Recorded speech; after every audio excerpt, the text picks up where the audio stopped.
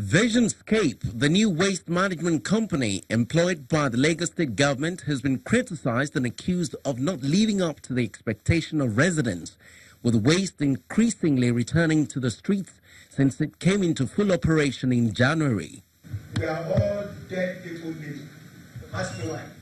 This interactive session with operators in the industry and members of the press is to further explain recent strategies to ensure that waste is effectively evacuated from homes and on the streets. One of them is the establishment of more transfer loading stations. Olusosun dump site has been shut down, and most of the waste collectors, operators' trucks cannot go far distance. So that is why we have resorted to having more transfer loading stations within the state. And at night, Visionscape will evacuate all the waste from transfer loading stations to the landfill site. Lagos currently generates up to 20 tons of waste daily. With more transfer loading stations, 60% would be taken to the landfills in Ekpe and Ikorodu, while 40% would be recycled. Waste being generated from various local governments like Lagos Mainland, Surulere, Apapa, we have to dump their waste at Odaliki. Waste being generated from Ifakojayi, Agege, and Ikeja, we have to use Agege transfer loading station. Waste being generated from CBD Lagos Island, Ikoyi, Victoria Island, up to Aja Junction, we have to use the same transfer loading station. And from Aja down to Ekpe, Tokin, and so on and so forth, we have to use Ekpe sanitary landfill. Both the waste collectors and Visionscape are in support of this innovation. And we're running 3 TLSs at the moment, which is Ashode, Agege, and Tapa. The advantages of these TLSs allows the turnaround time of the collection vehicles so quick, and it enables us to move bulk haulage material to the landfills instead of the collectors' vehicles sitting queuing for 5, 6, 10, 12, 14 hours, whatever it is. The introduction of more transfer stations may be a good idea, but residents would only have to exercise patience and watch this promise become a reality. Now, would that promise become a reality? That's a question a lot of people are asking, especially with the directive from the Lagos State House of Assembly that the PSPs, as the Association of Waste Managers of Nigeria, otherwise known as the PSPs, return to evacuating waste across Lagos. Now, the Speaker of the House of Assembly on Thursday, Speaker Mudashiru Obasa, ordered the clerk of the House to invite the Commissioner for Environment, Babatunde Duro-Simieti, to appear before the House on the matter at next week to have them return. After the primary said that the House of Assembly does not, as Mr. Obasa was talking there, Right Honorable Obasa said, the House of Assembly does not recognize Visionscape as a refuse collector in the state, saying all monies collected by the company must be returned. In the face of it was based on a motion raised by a member of the House of Assembly that refuse heaps were all over Lagos and Lagos was becoming very unclean again. But at the end of the day, it's the health of the people that matters. How would all of this be worked out? So, to look at the situation on ground, we have Professor Oladile Oshimbanjo, who's the President of Waste Management Society of Nigeria. Thank you for joining us. Thank you. Also here is Dr. Fumi Doherty, President, Society for Environmental Toxicology and Solution Mitigation. Thank you for joining us. Thank you very much. Let me begin with you, Professor Oshimbanjo. Yes. What is playing out now in Lagos? Do you think it's for the best? Do you think what? Do you think it's for the best? Well, I would say when two elephants fight, the grass will suffer. But in this particular situation, we have to look at the bigger picture. Just as you said in your introductory remark, we are talking about the health of the people. We are talking about the quality of the environment, which will affect the food we eat, the water we drink, and the health of the people.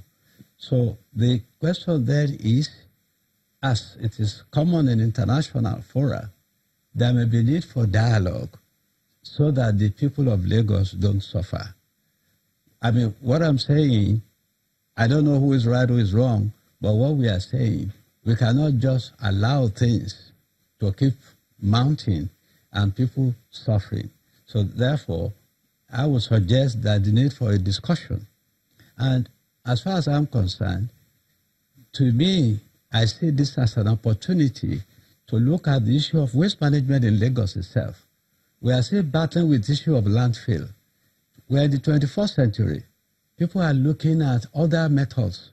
You have the hierarchy of waste management. Landfill is the least preferred. So we are still struggling and fighting ourselves over landfill. Now, the best way people talk of the 3 R's, reduce, reuse, and recycle. And we need a waste roadmap. How do we want to transit from landfill and so on into a modern society? Because the world is now looking at waste as a resource, not as material to be thrown away. So to me, it's an opportunity to look at the whole waste issue, have a roadmap, have a plan, and see how we implement it. And furthermore, I may also want to suggest we talk about the best of 2 worlds. That's another option. That is, we know the PSP are inevitable. Maybe there's a mistake asking them to leave. You don't come into a place in Yoruba culture, you will greet those you met there, and they will show you how things are done. So, but if you just come and, you push aside those who are there before, it's a recipe for failure.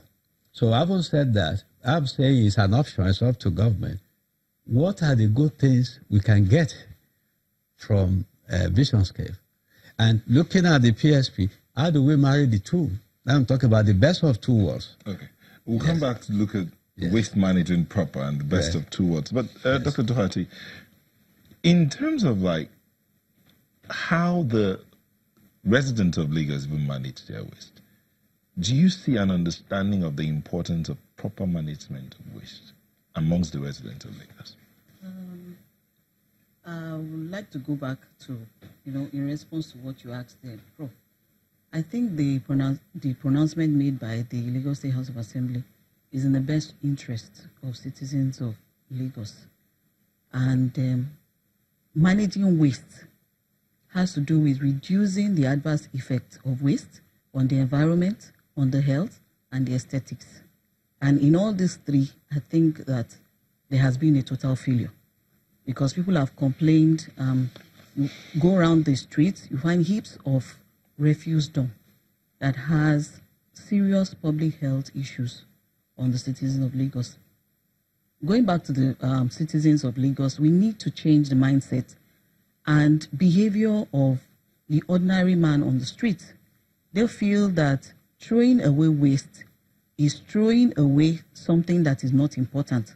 But we need to understand that waste management is about making use of whatever you are throwing away. If it's a plastic, have the understanding that that plastic will still be useful for future generations. So I believe strongly that we need to change the mindset of people, and then to carry along educational institutions, companies, hotels, everybody has to be on board.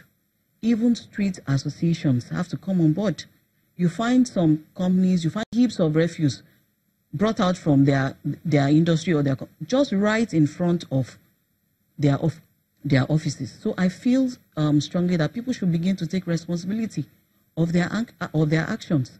Government must be very firm on this. The polluter pay principle has to be seriously enforced in Lagos State. That principle is already there, right? Is it a government policy right now that needs to be enforced? It is there, but it's not well enforced. How do they go about enforcing it? Because there are quite a number of industries across Lagos that are bringing out waste every day. I mean, Lagos generates